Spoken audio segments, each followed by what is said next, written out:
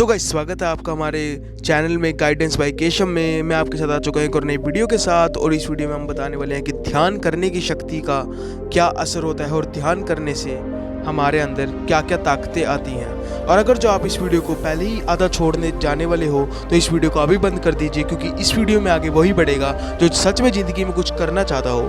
तो गाइस चलिए शुरू करते हैं। ये तब की बात है, एक गाँव में एक राजा रहता था। राजा के पास कुछ समय के बाद एक व्यापारी आता है। व्यापारी ने राजा के सामने एक चुनौती रखी। व्यापारी ने राजा को कहा कि राजन, मैं आपको एक चुनौती देता हूँ। मेरे पास ये दो फूल हैं, जिसमें से एक फूल असली है और एक फूल नकली है। आप मुझे ये बता दीजिए कि इस फूल में से कौन सा फूल असली है और कौन सा फूल नकली है। तो फिर वो जो व्यापारी है वो कहता है कि अगर जो राजा आपने ये सही बता दिया तो मेरी सारी धन दौलत आपकी हो जाएगी, पर अगर जो आपने गलत बता दिया तो जो मैं आपको धन दौलत दूंगा उससे दुगनी धन दौलत आपने मुझे भेंट के रूप में देनी होगी। पहले तो राजा बहुत चिंता में आ जाता है। राजा जैसे ही उन फूलों को देखता है तो राजा को तो समझ ही नहीं आता कि असली फूल कौन सा है और नकली फूल कौन सा है। राजा ने भी बहुत कोशिश कर पता लगाने की कोशिश करी कि असली फूल कौन सा है और नकली फूल कौन सा है, पर राजा ऐसा नहीं कर पाया। तो फिर राजा को याद आता है कि उनकी गांव में एक बौद्ध भिक्षु है। ये बौद्ध भिक्षु वो था जो सारे गांव वालों की परेशानी को आसानी से सुलझा देता था और उनको चिंता मुक्त कर देता था। तो राजा को उनके बारे में ध्यान आता है और राजा सोचते हैं क्या पता वो बौद्ध भिक्षु हमारी ये चुनौती का जवाब दे पाए। तो राजा ने अपने सिपाहियों को कहा कि बौद्ध भिक्षु को जल्दी से जल्दी यहाँ पर प्रकट किया जाए।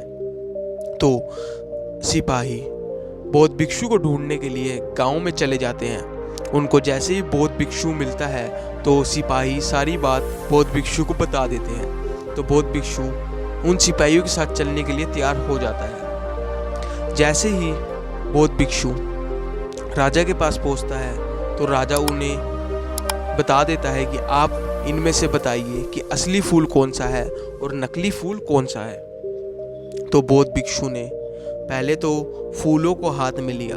थोड़ी देर तक तो बौद्ध भिक्षु को भी समझ नहीं आया कि यह असली फूल है या फिर नकली फूल है। तो बौद्ध भिक्षु ने बहुत ही चालाकी से एक चीज़ करी। उन्होंने कहा कि दरबार की सारी खिड़कियां खोल दी जाए। वहाँ पर खिड़कियों से एक मधुमक्खी अंदर आ जाती है, और जैसे ही मधुमक्खियाँ फूल के पास आती है तो वो चुपचाप जाकर दाएं तरफ वाले फूल की तरफ बैठ जाती हैं, जो कि असली फूल होता है।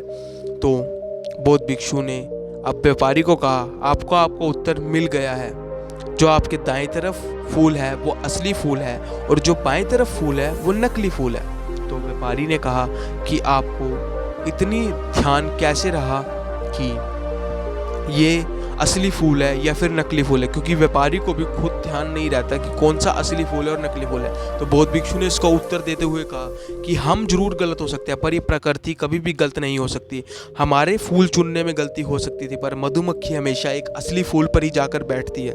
तो इससे बौद्ध भिक्षु हमें सिखाना चाहते थे कि हमारे पास जो मुश्किलें होती हैं उसका समाधान भी हमारे आसपास ही होता है, बस हमें ध्यान लगाकर उनके बारे में सोचने की ज़रूरत होती है। इसी वजह से ध्यान का इतना बड़ा महत्व है। बड़े बड़े गुरु भी ध्यान में बैठते थे ताकि वो अपनी बुद्धि को और तेज कर सकें और जीवन में सफलता हासिल कर सकें। तो गाइस कैसी लगी आपको ये वीडियो?